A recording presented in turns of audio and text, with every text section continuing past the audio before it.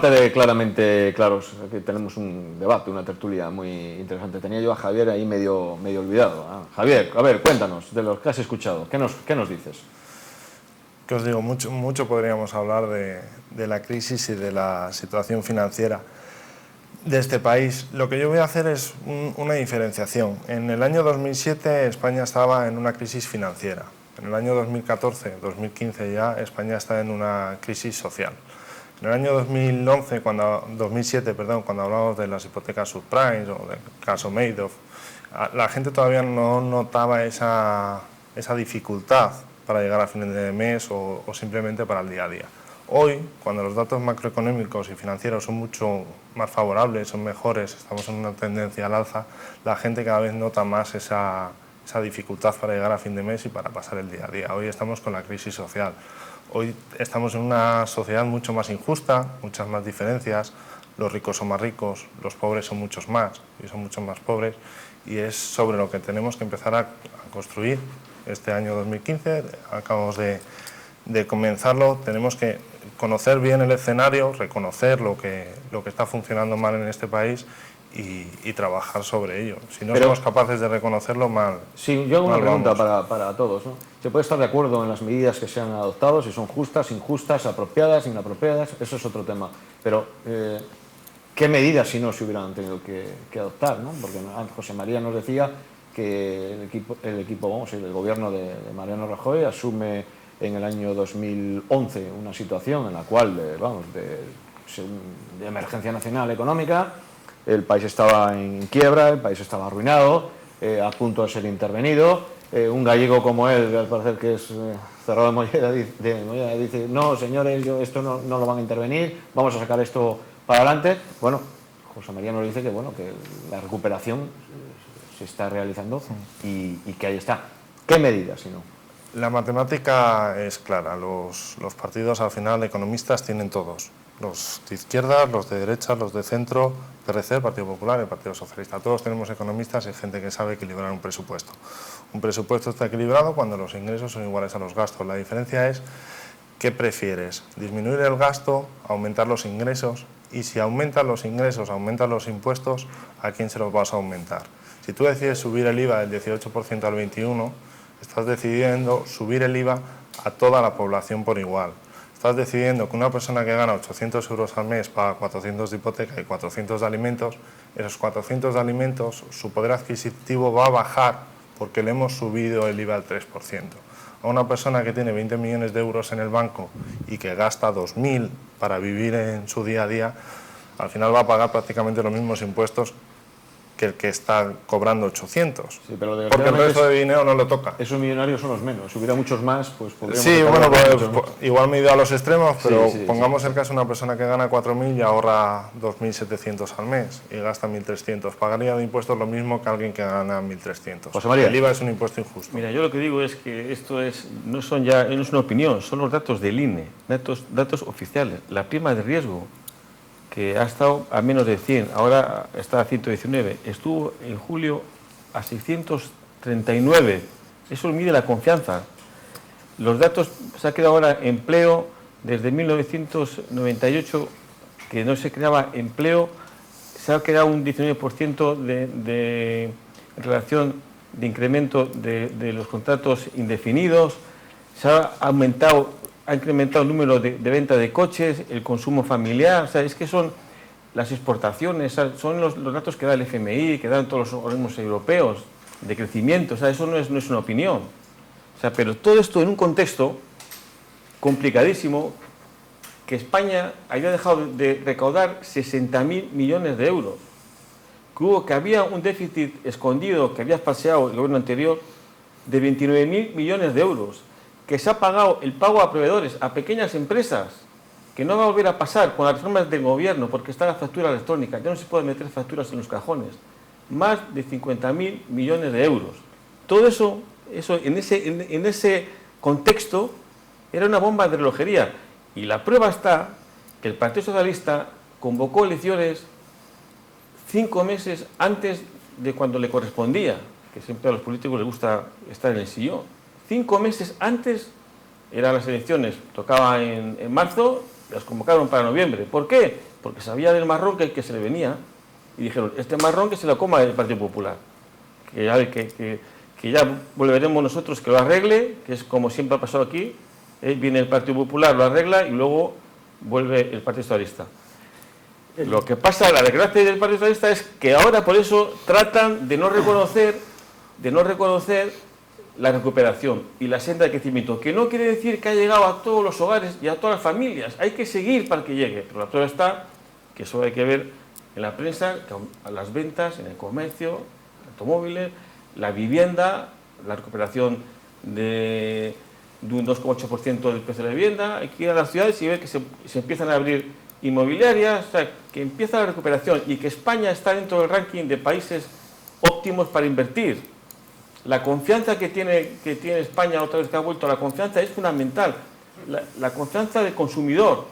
Eso no es una opinión, esos son datos que da el Instituto Nacional de Estadística. La energía, que subía un 6% al año, este año ha bajado el precio de la energía. O sea, es que es los medicamentos, dices tú que los medicamentos, que haya gente, jóvenes que pagan. Con el Partido Socialista, los parados pagaban el 40% de los medicamentos, los parados. Ahora no pagan. Ahora se ha hecho un ajuste más social, que es que pagas en función de la renta.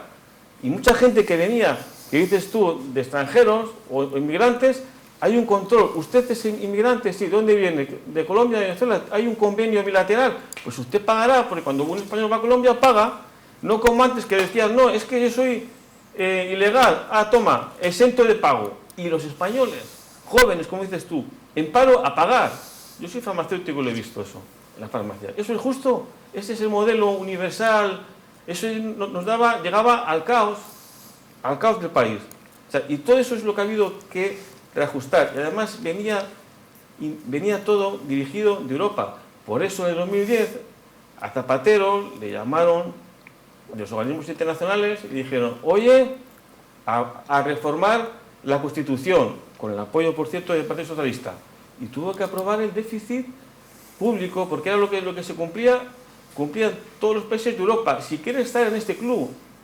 Y tomó medidas drásticas, que fue congelar las pensiones, bajar el sueldo a los empleados, parar la autovía del Cantábrico, parar la de los tornos, o sea, todas estas medidas. ¿Qué fue? ¿Por qué fue aquello? ¿O es que nos hemos olvidado?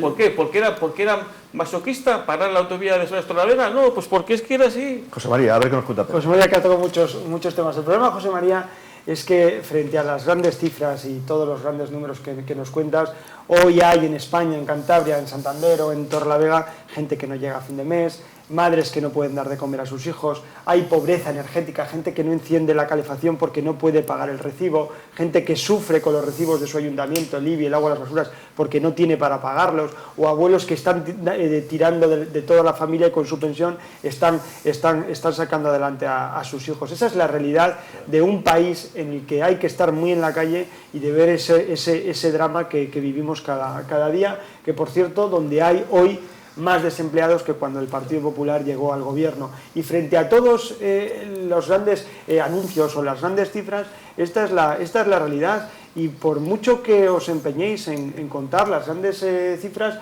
yo la decía antes, en ese paraíso donde se han llevado a cabo los mayores recortes de la democracia, hoy la deuda pública está descontrolada, José María. Hoy tenemos 300.000 millones de euros más de deuda pública que antes. ¿Cómo se solucionan los problemas de la economía española? Desde luego que no es fácil, pero no dejando a su suerte a los ciudadanos, a los españoles. Y antes decía una cosa Javier, que tenía mucha razón, y tú también lo comentabas, es que en la economía española con la crisis se han reducido los ingresos públicos.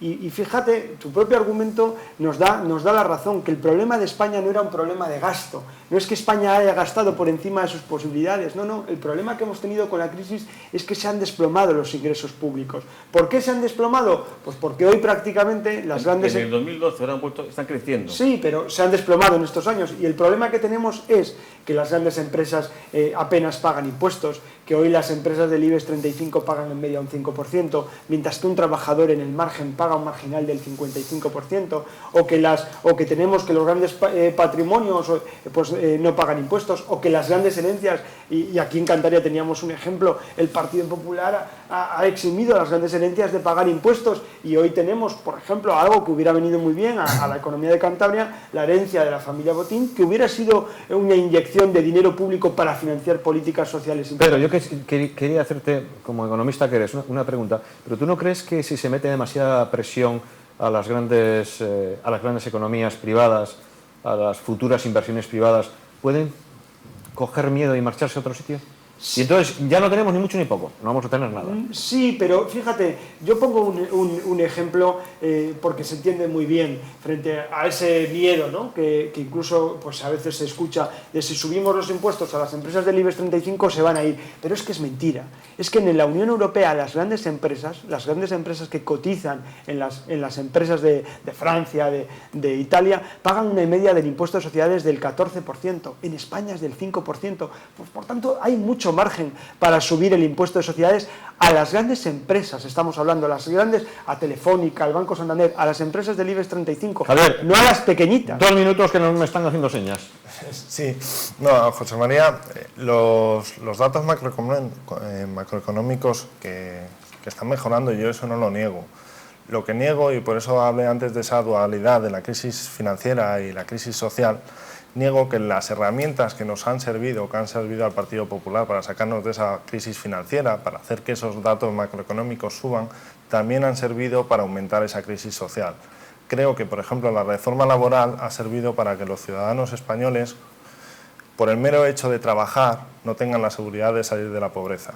Y eso es un problema en el que nos estamos metiendo o estamos incursos en esta época.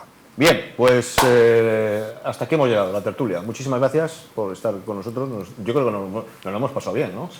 Sí, está bien. Y en orden, ¿no? Porque hay otras tertulias que todos son voces. Y somos muy disciplinados. Bien, sí, muy disciplinados. Vale, volvemos ahora, la siguiente parte.